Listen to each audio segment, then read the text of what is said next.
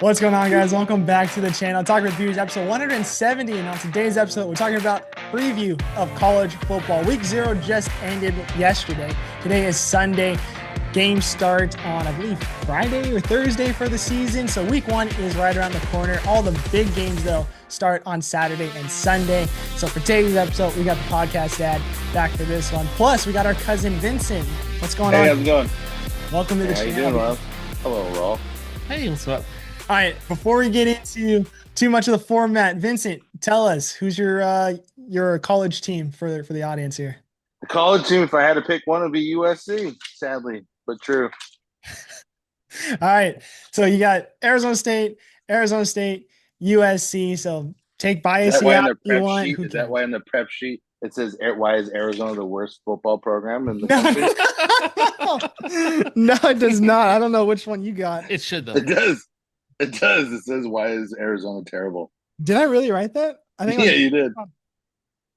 Oh yeah, is Arizona the worst program in NCAA? Yeah, I did write that down. Yeah, you did. That didn't make it to the final cut. Well, I guess we'll talk about why Arizona is the worst program in the NCAA, along with all the other major conferences. We'll start off with the Big Ten, then go SEC, Big 12, ACC, give out our predictions for the playoffs and an early championship pick to wrap this one up. So let's start off, since we got so much to talk about, the top 25 from the AP polls. Week 0 obviously won't get an effect here. So Iowa State and Kansas State game will not change going into week 1. But Texas, Penn State, Ohio State, Clemson, Georgia are the top 5 here. Anything stand out for you, Dad, on good pick in the top 25, bad pick of the top 25? I think Clemson's ranked way too high to start the game, to start the year up right now. Them being 4, I think is a little high. I'm not sold on SMU this year. I think they bought themselves one good year, with all the money they got over there, and they used it up last year. I don't think they're going to be that good this year. But those were the 2. I think Oklahoma, probably shouldn't be in the top 25, but that's just my opinion there. What do you think, Vince? I found that what's interesting about the top 25, I think Illinois, South Carolina, I say Illinois just to insult them. South Carolina, I think Indiana was a flash in the pan. I don't have no trust in that coach. Those were all kind of surprises. Probably shouldn't be in there. And again, I think everybody's clamoring over Clemson. I guess we'll find out. Yeah, Clemson, I think, is also very high to start off the season. But for some reason, the AP polls and the coaches polls, it's just based off of roster. I mean, you really haven't seen anything outside of Kansas State and Iowa State. You haven't seen anything in the top 25 on if these teams should be in there. Looking at it, I think there's going to be a couple teams in here that are definitely not going to stay in there. I think Ole Miss has a chance to be not in there again. I think Oklahoma is actually my biggest surprise in there. I'm not really sold on Oklahoma this year. That quarterback from Washington State, if anything is true of that thing, he might not play. But if it's not true, he's actually pretty good. Okay. Well, maybe then, actually. So initial thoughts, I think those are my top 2 that I'm not too happy about in there. And Florida seems to always disappoint. So I don't think Florida is going to stay in the top 25 to end the season as well. But I don't know. I mean, that's just initial thoughts. Again, it's based off a roster, not games. So we'll move on, though, from the top 25. Now let's head to the Big Ten. Last year, it was Oregon and Penn State dominating the top of the conference. Indiana snuck in there as a very good team. Ohio State was in there, obviously national champions from last year. I was about to say, top of the league, Ohio State won the national championship. Yeah. Oregon and Penn State looked really good going into that. I didn't think Ohio State had the roster going into that playoffs to win it all. Even though preseason we did pick Ohio State to win it all. So I will just throw that out there. But a lot of good key non-conference games and conference games this year for some of the top teams. But overall predictions, do we see anything out of the top 5 for you, Dad, that's just out of the ordinary? For the conference here? Yeah, for the conference. I don't think Illinois is going to be in the top 5. I mean, I know they were down in the top 5. I don't think they're going to be up there. I think Iowa's terrible. They're so boring to watch. You can stop a run, you're going to stop Iowa. They can't do anything. I don't know. I think Nebraska might sneak up on someone. This guy in Nebraska, man. So I talk to Darren too much. My buddy Darren, he's always talking about Nebraska. So I always think they might have a chance to move up. Talk to a guy from Purdue, he'd say the same thing, huh? No, I know guys from Purdue. They're not trusting. You can't trust them. And then I just don't know what to think of SC. They haven't done much in the last couple of years, so I'm not quite sure what to think of them right now. What do you think, Vince? I think, let's be honest, the Big Ten's going to end up being Oregon, Penn State, Ohio State. I think Indiana, again, he was fun. He was exciting. It was nobody knew who he was. He was out there. Who was the head coach's name, Miles, for Indiana? What's his name? I don't remember. I don't remember either. Yeah, whatever his name is, exactly. I think that was a flash in the pan. I don't think Illinois is going to be worth their while. Iowa will always be in the top 5 or 8 in here. Those are big games. I mean, it comes down to Penn State. If they can get over the big humps like they have been struggling with, it's their conference to lose. I think Oregon gets in there as well. And I think the surprise guys who can kind of be fighting maybe to ruin someone's season, or probably sneak into the top 3 of the Big Ten. Michigan, a lot of unknowns. That freshman quarterback, we don't know how good he's going to be. And then you talked about USC. This is put up or shut up now. They've literally taken everything out of Coach Riley's hands. They have basically said, call an offense and make sure you know how to call timeouts. If you can't win now, I don't know what they're going to do with him. Yeah. I'm not sold on Penn State though. I mean, Penn State's been the most consistent team throughout the years. They struggled with Ohio pass, State. no It's pass okay, offense. but they go with the coach there, the team there. They've been the most consistent. I think their defense is always strong. They got a new young. Yeah. They got a legacy recruit out here from California. LeVar Arrington's son's out there. He's big and strong. They got a lot of big recruits on that defense. Coach has been great throughout the year, so it'll be interesting to see if they can. This is the year. Ohio State has a lot of questions. Michigan has a lot of questions. Oregon can never get it done. So it's kind of like you're the only one next. So if they can get it done, I think it'll be interesting. That's why I say a Michigan, a USC. I don't know about Nebraska. I don't like that quarterback kid or that head coach. No, same. Yeah. I don't like. And honestly, I think UCLA might make a jump this year a little bit. Really?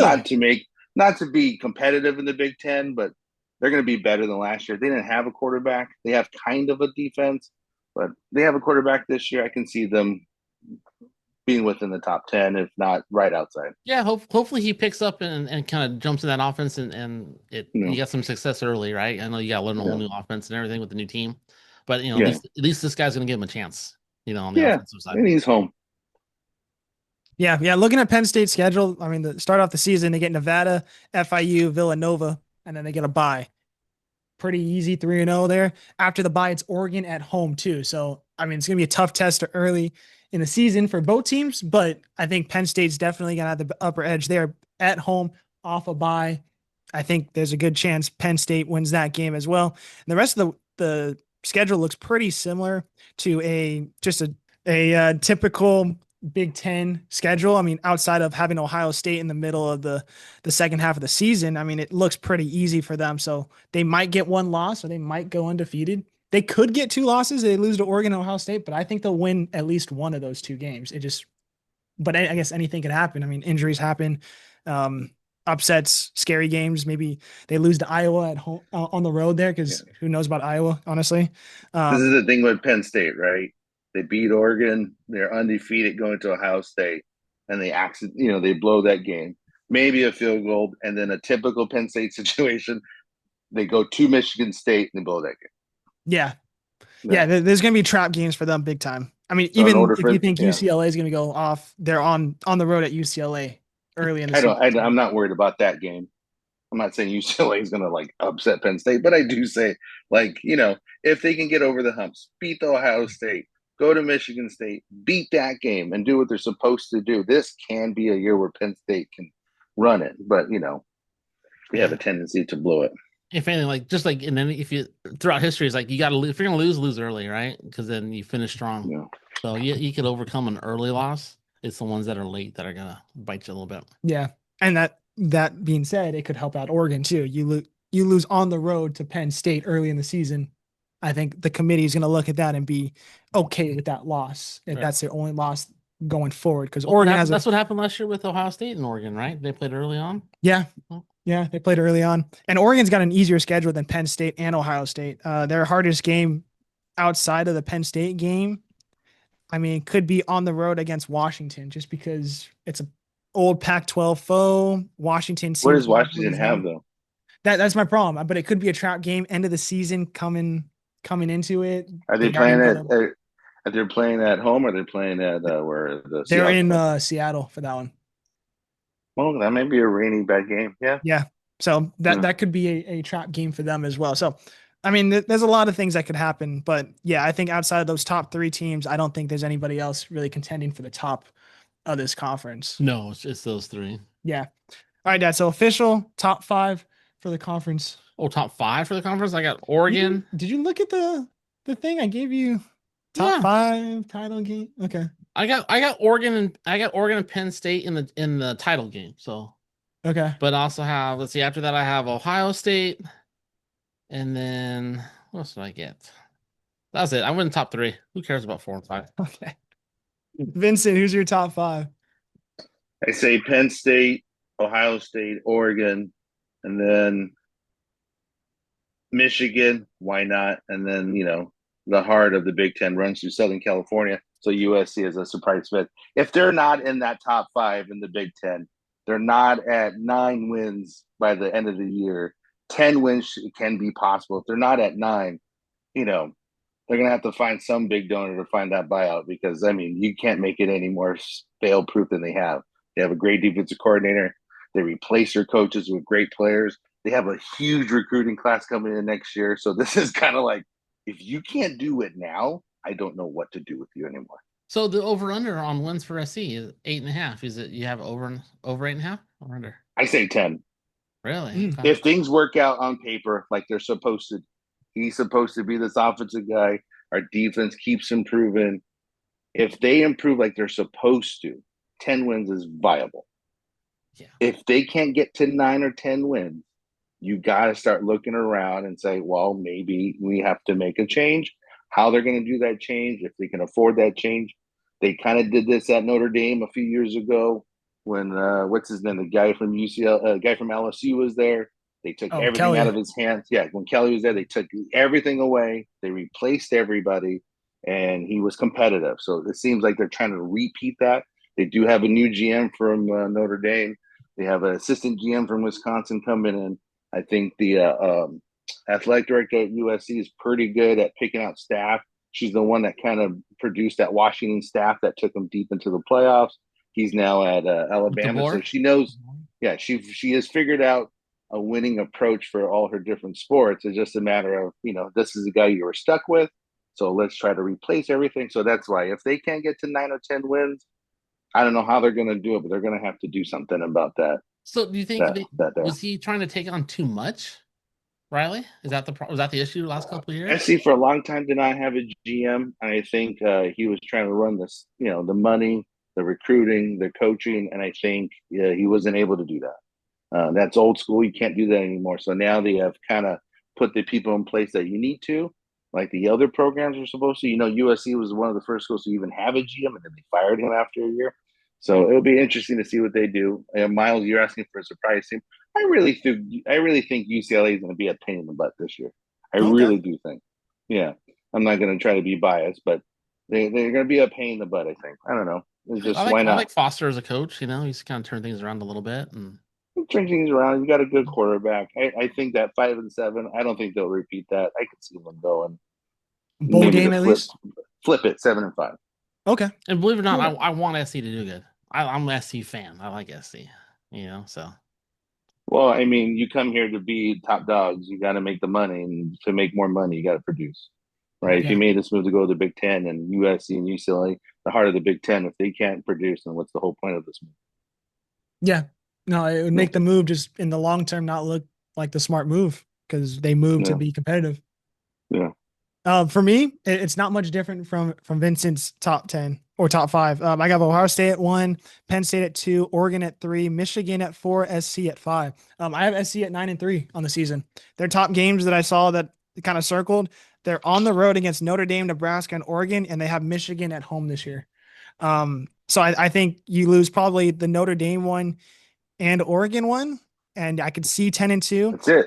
For some reason, I want to say Nebraska beats them at home. It's a It's a blackout game for Nebraska. They're coming out with new uniforms. I think Nebraska's going to be loud for that game. So for some reason, I want to say Miles. I don't know if you noticed. I'm asleep. I'm not coming out here, bro. Nebraska with those black unis. You have to have to wear the black shirts at Nebraska. You have to have a defense, correct? Yeah, that's the whole reason why they wear black shirts. That's their defense. I don't care if Patrick Mahomes Jr. wears a black 15 jersey. I saw him last year. They have a good team. A lot of the guys who made plays, all ex-Trojans. Okay, we're gonna go into Nebraska. We're gonna fry up some elotes. I'm gonna go home with victory. All right. So I mean 10-2, 9-3. I definitely could see it. I'm not gonna say it's out of the question. And if they can't do that, I mean, come on. I mean, the rest of the schedule is pretty much a cakewalk for at least on paper. So there should be no reason USC. I truly think if SC can go into that Michigan State game undefeated, I think they're going to have a good year. If they slip up at Purdue or if they slip up at Illinois, I mean, the season's over. Yeah. If they lose to a team that definitely should not be a loss, like if it's 7.5 or more point favorite and they lose that game, I think that's when the season starts to turn for the worse. Because I mean, we've seen it before in the past that they just kind of struggle with that kind of too. So that's our top 5 title game. Who do you have, Vincent? Realistically, is there a possibility of Penn State and Oregon will play each other again? Yeah, that can happen, right? Yeah, there's a chance. Yeah, realistically, say that. Okay, with Penn State winning based off of your reactions. Neutral site, Oregon wins. Oh, okay. All right, Dad. I have Oregon beating Penn State. Okay. Yeah. I have Ohio State over Penn State. I think I'm hopeful for that mainly because there's Who's a lot the quarterback at Oregon? It's they have the transfer right now. The kid from UCLA. Was he announced as a starter? No.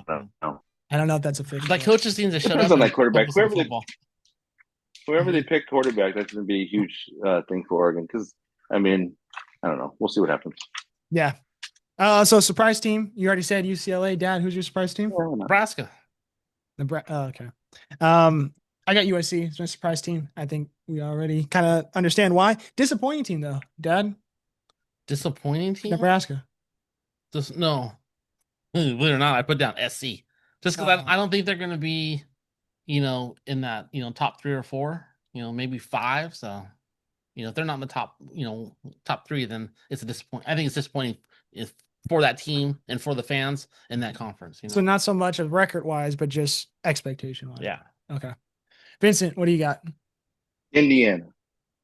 Oh, that's what I got too. Indiana. Yeah, I think people are too high on Indiana to start off the year. I don't know why they're still high on them. That team was terrible. They didn't play anybody. No, they got lucky last year with the schedule. Because the coach is fun. The coach is fun to hear talk. Yeah, this year's schedule, I think, is they already got for sure 2 losses at Oregon and at Penn State. I think they're going to screw up somewhere else too. So I have them losing 4 games at the very least. Worst team, I got Purdue. Does anybody else disagree with that? No. Okay. And then any final comments though from the conference? Because that pretty much wraps it up. No, I thought. Yes, the Big Ten runs through Southern California. Go ahead. Okay. the heart runs through Southern California. Well, that would do it for this episode. Episode 170, part 1 is in the books. Each conference will be getting its own specific episode. The last one, though, will be the ACC combined with the college football playoffs. So if you guys are interested in that, plus the SEC and the Big 12, make sure you guys hit that like, subscribe, that bell icon so you get notified when that episode does drop. It will be dropping on all platforms, our audio platforms, and our YouTube channel. So make sure you guys go check those ones out because they're going to be really good episodes. A lot of insight from all 3 of us talking about the teams in those conferences. So make sure you guys hit that bell icon so you guys are notified when those episodes drop, and we'll see you guys very soon.